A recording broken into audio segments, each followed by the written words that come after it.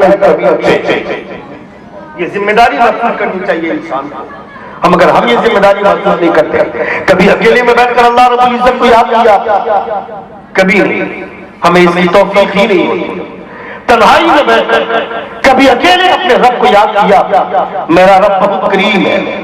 अभी हम लोग उम्रा करने के लिए गए, साथ में गिरिडीह के एक बूढ़ा, उनकी वो दोनों मियां बीवी, चूंकि अरब में भी कुछ इधर के लोग जाकर के, पाकिस्तान, बांग्लादेश, हिंदुस्तान से कुछ लोग जाकर के, जिसकी जो रहते हैं वहां पे काम करते हैं, सर्विस करते हैं, जॉब करते हैं, और यहां से शैतानियत लेकर के जाते हैं और उसकी शैतानी सिफत मिजाज में लोग जीते।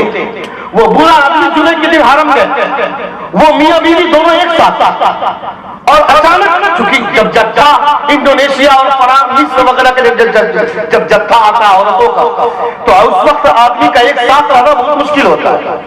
मगर वो बुरा, दोनों कमजोर थे, दोनों बिछड़ गए, बीवी अलग हो गई, शौहर अलग हो गए, दोनों बुरा बुरा हमारे साथ आए उसी ट्रेन में, पूर्वा में, दोनों अलग हो गए।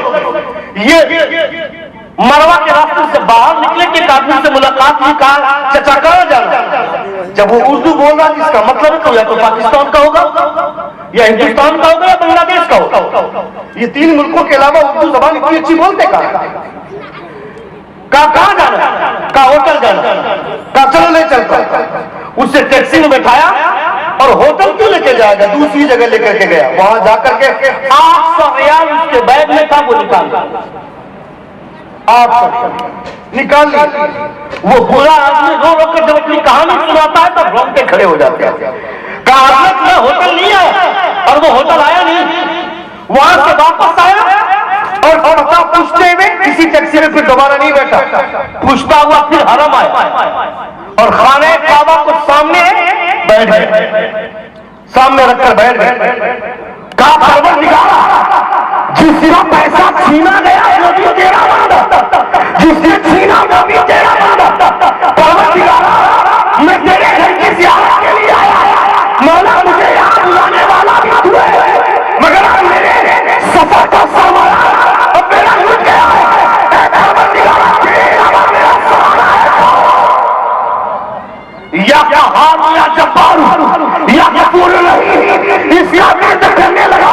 एक घंटे के अंदर अंदर दो साहब आए और कहा चाचा, एक घंटे से मैं तुम्हारे ऊपर निगाह डाले हुआ हूँ, मुझे लगता है आपको जरूरत है, इसे लीजिए। कहा मैं नहीं जानता हूँ, कहा ये समझो कि खुदा ने मुझे तुम्हारी मदद के लिए भेजा है।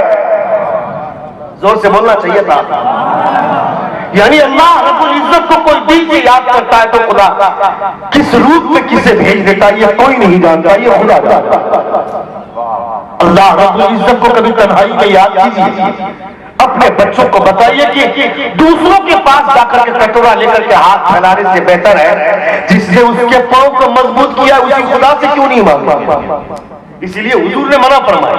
हुजूर फरमाते हैं मस्जिद में जो लोग आकर के भीख मांगते हैं उस पर लानत भेजते, उसे मना करो, उसे कहो। हुजूर ने फरमाया लानत हो ऐसे लोगों पर जो मस्जिद में आकर के भीख मांगता है।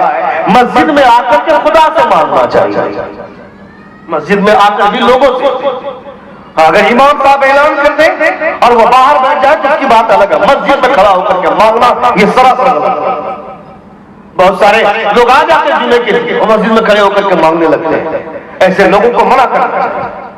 आप अल्लाह रब्बुल इज्जत, मेरा रब कहता है ए मुस्तफा, जब ये लोग पूछते हैं मेरे बारे में, वो इदा सालका इबादी अन्नी फइन्नी करीब उजीबु दावतद दाई इदा दाअ। कभी कभी इंसान को बहुत जल्दी दुआ कबूल हो जाती है, उसको मिल जाता है, और कभी कभी बहुत ताखीर होती है। तो ये लॉजिक समझिए ना।